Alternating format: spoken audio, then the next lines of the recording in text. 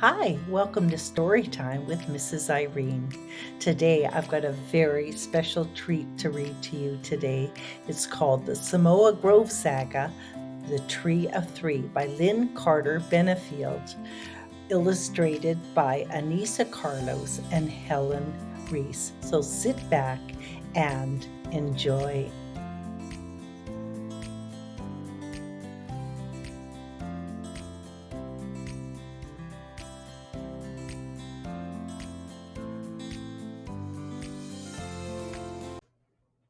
The author invites you as you explore Samoa Grove. Can you find these hidden things on your journey? Dieter the katydid, Meta the frog, Patience the slug, Levi the dragon, Terry the turkey, Slyfurian the dinosaur, Treasure the pegasus, Roses and lilies, Lizo the lizard, Butter the butterfly, Samo the cat, and Midnight the spider. In the dark forest canopy of Samoa Grove stood a beautiful but unusual tree, for it was alive, you see, with three unique personalities. Wow, three, my goodness. Hey, and guess what else I see? I see Terry the turkey and Samo the cat. Do you? With her crown of woven leaves and wild vines, Miss Laviti adorned its top. Proud of her tangled locks and smooth shiny leaves, she felt more important than those down below. Uh-oh. Hey, I see Midnight the spider. Oh me, oh my, she squealed, lowering the sunglasses that shaded her eyes. Good morning, you all, she proclaimed. Your queen has arrived. Awakened by Laviti's shrill pitch, grumpy old Harold, the tree's big, strong trunk, bellowed, I hear you, Laviti, quite loud and clear, but can't an old guy like me get some sleep around here? All day long I keep this tree standing tall. I deserve much more rest and respect than ya all. Hmm. Hey, and look at that. I see Lizo the lizard. On and on the two bragged, each claiming how important they were. Now, wide eyed little Izzy, just a nub of a root, listened intently to what he heard.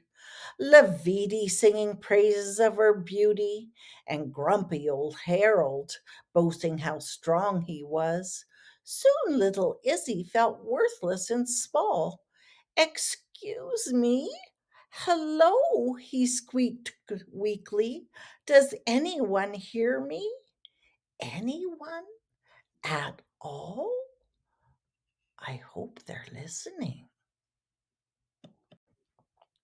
Overlooked once again by those up above, hopeless thought filled little Izzy's head. Then the voice of his papa came to him, reminding him of what he once said. Dear little Izzy, never forget my wise words. We all have a purpose, a reason to be. It just takes longer for some people to see.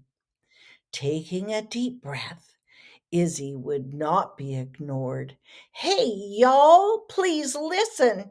Hear my voice. Pay attention, for I am this tree's rather important extension. Hmm, good for Izzy.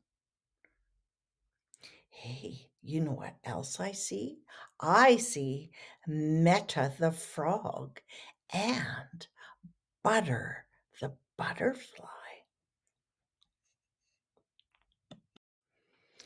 Looking down to see where that strange sound came from, grumpy old Harold said, "Oh, Laviti, just ignore. It's that odd little root. Toot, toot, tootin' his horn once more." But Izzy persisted. "Please move your branches. Oh, please move your head. I need the sun too. No different than you. Its warmth and its glow, so I, too, can grow. Your great crown of leaves would be drooping, you see. You know this is true, if it wasn't for me." Oh, good for Izzy. I'm very proud of him, aren't you? Hey, you know what else? I see Semo the cat and Roses and Lily. Can you see them? Good for you. What is this you say? I am in your way? Miss Laviti felt wronged. You do a job that helps me be strong. Little Izzy nodded politely and said, "For how would you get water if it wasn't for me? My roots supply everything your leaves will need." He's right, isn't he? Hey, have a look at the page. I see Dieter that Katie did. "Fiddlesticks," Leviti quipped, "for don't you know, as far as photosynthesis goes, I run the show. I take chlorophyll from inside my green leaves and blend it with sunshine to make something this whole tree surely needs. Adding a bit of carbon dioxide, a gas in the air, then a dash of some water. Ta-da! We're there. I've made a sugar called glucose for sweet energy, proving I am the most important when it comes to this tree." Very interesting what she does. Wonder what grumpy old Harold has to say. Grumpy old Harold had been silent long enough. "Well, let me just tell you," his words loudly boomed, "if it weren't for me, not a drop of water or glucose would pass through. I hold this here tree up and act like a straw, so give me some credit for what I do for ya all." Hmm. Big S, a 300-foot tall sequoia tree. Wow, that's very tall. He had had enough of this quarrel. "Quit all your fuss and all this hullabaloo," he thundered. "You must stick together, for you are each other's glue. Do you think I grew this tall without roots, trunk, or leaves? Absolutely not.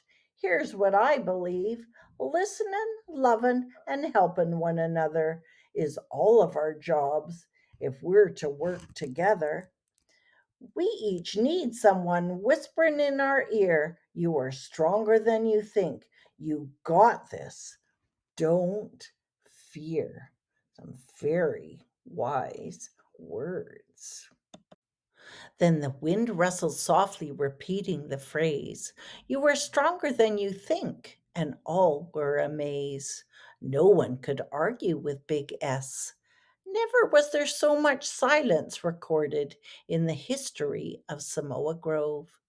Little Izzy realized his argument was no different from grumpy old Harold's or Miss Laviti's. "I'm sorry, y'all. My pride led the way, for we all are important, like Big S did say. I know that without you two and me, this here tree would never be. Would both of y'all join me and work as a team?" Hmm, that's a great idea, isn't it? And hey, guess what? I see Treasure the Pegasus. Everyone knew little Izzy was right. Miss Leviti smiled. I need to throw this crown to the ground that I have been proudly wearing around. Grumpy old Harold's face nearly cracked as he managed to grin. Yes'm, he said, you'll count me in. To everyone's surprise, the tree of three was working together quite smoothly. I have notified the roots down below to pull out their straws and get a big gulp of H2O. Little Izzy announced, send it on up. Oh, I'm so glad they're working as a team. And look at this page. You can see all the magical creatures. Dieter the katydid, Meta the frog, Patience the slug, Levi the dragon, Terry the turkey, Slyfurian the dinosaur, Treasure the pegasus, Roses and lilies, Lizo the lizard, Butter the butterfly, Samo the cat, and Midnight the spider. Grumpy old Harold called out, I'd be tickled to send the water on up our tree. Ready or not, here it comes, Miss Laviti. Thanks, Harold. Then looking at Izzy, Miss Laviti winked, gave my locks a new hairdo, so the heat of the sun can shine on through, giving warmth to you too. Now Izzy, Harold, and Miss Laviti were as happy as could be, enjoying the sunbeams that found their way through the thick canopy of Samoa Grove, working together as our beautiful, unusual tree of three. Wasn't that a terrific story? And the authors also included some activity pages exploring the science of Samoa Grove. What is photosynthesis? How does a plant get its food? It makes it using sunlight, water, and a gas called carbon dioxide. And then oxygen is a byproduct. A simple sugar, glucose, is created, a sweet meal for the plant to live on. And then you can also make a leaf rubbing. Find a leaf and place it under a piece of clean white paper. Peel the paper off several crayons, red, yellow, green, and using the side of the crayon, rub the crayons over the leaf with a bit of pressure. The image of the leaf will appear. Make a rubbing of each color. Where does Samoa Grove get its name? From these five trees: sequoia, eucalyptus, magnolia, oak, and apple. And there's the author, Lynn Carter Benefield. You'll be able to read all about her with the book Samoa Grove Saga, The Tree of Three, and you can get it off Amazon. Bye for now.